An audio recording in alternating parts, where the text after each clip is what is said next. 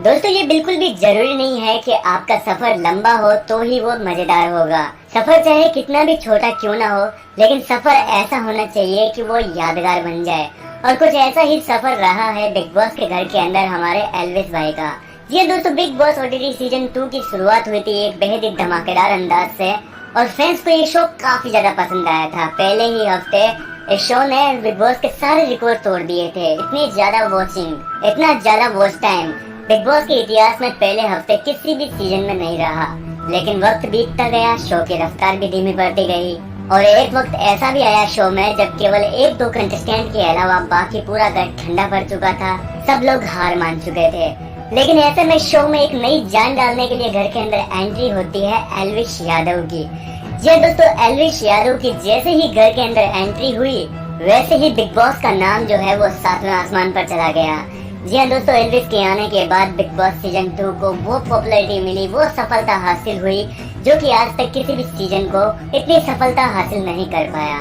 जैसे ही पूरे 27 दिन के बाद बिग बॉस के घर का दरवाजा खुलता है और घर के अंदर एल्विस की एंट्री होती है, वैसे ही फैंस का जो उत्साह है, फैंस की जो एक्साइटमेंट थी, वो सातवें आसमान पर हो गई थी। सबके दिलों की धड़कन तेज हो गई थी, और जैसे ही अंदर आए तो यहाँ पर फुकरा इंसान को उन्होंने सबसे पहले गले लगाया। और ये यादगार लम्हा हमेशा बिग बॉस के इतिहास में याद रखा जाएगा, और यहीं से एक शानदार वाले भाईचारे की शुरुआत हुई थी। इसके बाद एल्विस ने घर के अंदर कुछ ऐसा किया जो कि फैंस को देखने में वाकई बहुत मजा आया। जी हाँ दोस्तों, घर के अंदर आज तक बिग बॉस की हिस्ट्री में कभी किसी कंटेस्टेंट ने वो काम नहीं किया जो कि एल्विस ने एक वाइल्ड कार्ड होने के नाते घर के अंदर कर दिखाया। घर का हर एक कंटेस्टेंट को रियलिटी चेक दिया और बता दिया कि उनकी वास्तविकता क्या है, वो घर के अंदर कर क्या रहे हैं पिछले 27 दिनों के अंदर। और ये चीज देखकर फैंस काफी इम्प्रेस हुए थे। और वहीं इसके बाद में जिस तरीके से उन्होंने फुकरा इंसान के साथ घर के अंदर भाईचारा निभाया, जिस तरीके से उन्होंने दोस्ती निभाई, वो दोस्ती बिग बॉस के ओटीटी सीजन 2 में नहीं बल्कि पूरे इतिहास में हमेशा याद रखी जाएगी, क्योंकि इतनी शानदार दोस्ती हमें बिग बॉस की हिस्ट्री में बेहद ही कम देखने को मिली है। और काफी वक्त गुजर जाने के बाद ऐसी दोस्ती और ऐसा भाईचारा हमें देखने को मिला जो कि एल्विस ने निभाया।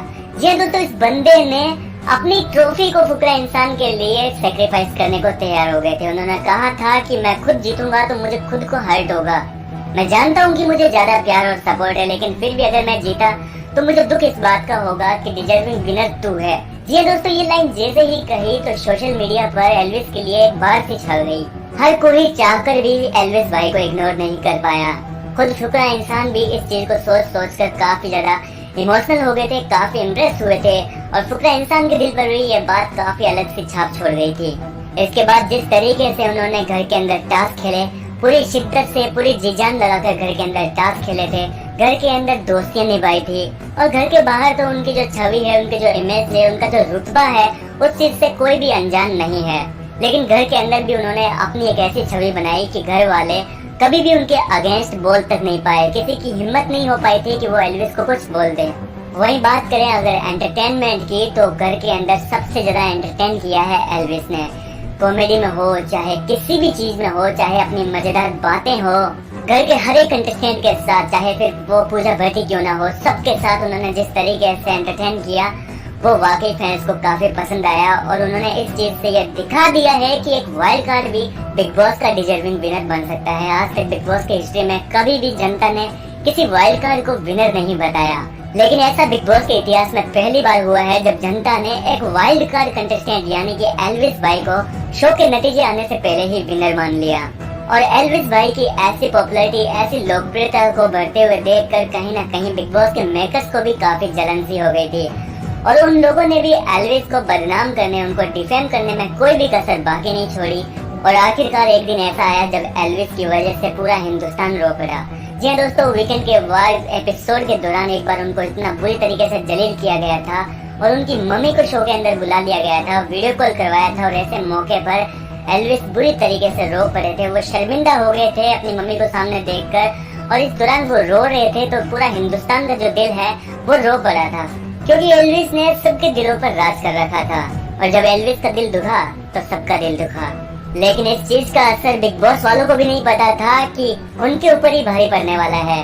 मेकर्स को जमकर गालियां पड़ी, सलमान को जमकर गालियां पड़ी, कई चीजों का सामना करना पड़ा, लेकिन एल्विस भाई की पॉपुलैरिटी में 1% आंच नहीं आई। जी हाँ दोस्तों, उनकी लोकप्रियता उसी रात से दुगनी रफ्तार से बढ़ गई और रातों रात उन्होंने कई इतिहास रच दिए थे।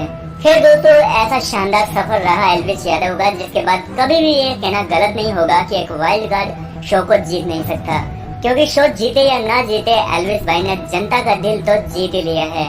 और अब नतीजे आने वाले हैं कुछ ही घंटों के बाद। अब तो एक दिन भी नहीं रहा, कुछ ही घंटे बचे हैं ग्रैंड फिनाले को शुरू होने में, और देखना दिलचस्प होगा कि यहाँ पर जो नतीजा है वो किसके पक्ष में जाता है।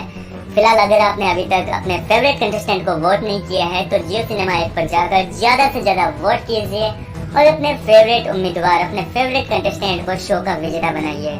लेटेस्ट अपडेट्स के लिए हमारे साथ बने रहिए ताकि बिग बॉस से जुड़ी हर खबर आप तक पहुंचे सबसे पहले।